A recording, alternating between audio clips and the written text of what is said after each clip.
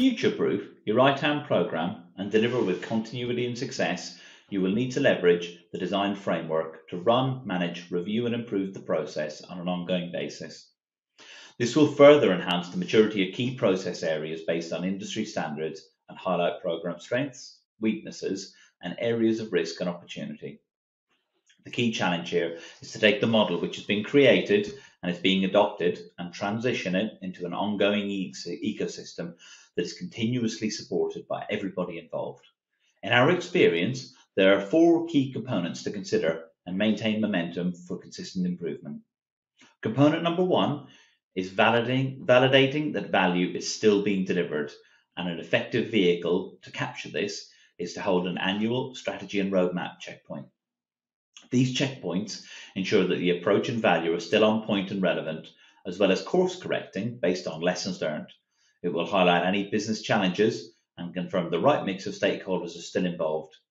Some questions to consider during these checkpoints are: what do we want to do more and less of next year? What wins and losses have we had? Celebrate and publicize good news, learn and diagnose where we need to improve if needed for bad news. Are the goals still clear? And are the objectives still relevant? Are the success criteria being met? How are we measuring it? Where is the system falling down and need focus? What key processes and workflows need to be in place?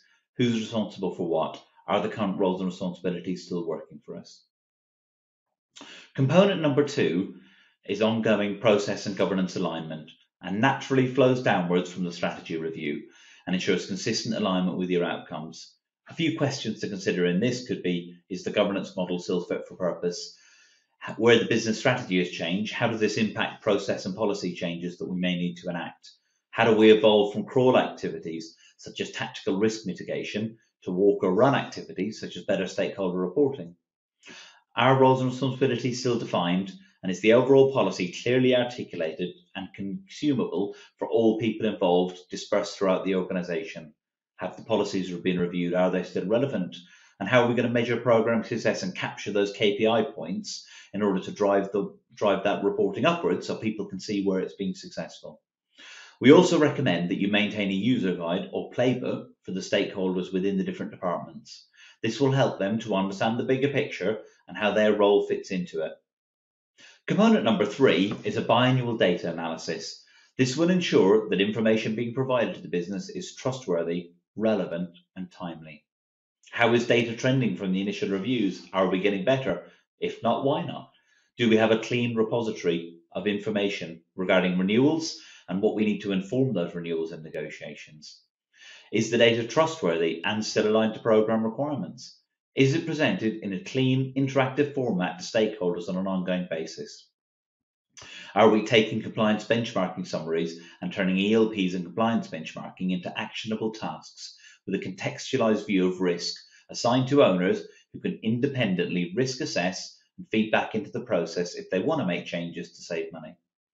The 4th and final component is a facilitated stakeholder steering committee on a regular basis.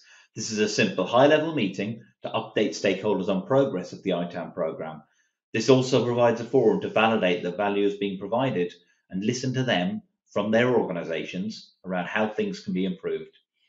A few things we recommend that you cover during these meetings include reviewing outputs and progress against the annual strategy review, review the effectiveness of operational tasks that are in flight to deliver results.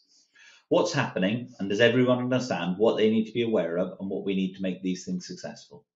Key observations, trends observed, ideally with resolutions and positives to keep repeating and keep delivering results. What have been our achievements or risks and roadblocks? And what activities and actions are we going to look at on maybe the quarter or 6 monthly basis? And what are the 2 or 3 things that are important to that group that we're going to focus on? Make sure to be clear with these and assign ownership of each task. While these recommendations are not comprehensive, we do believe these will give you helpful focus areas to be successful and hopefully help you start as you work to maintain and drive your ITAM program into production. Don't hesitate to reach out if you'd like to learn more about building an effective and efficient IT asset management program.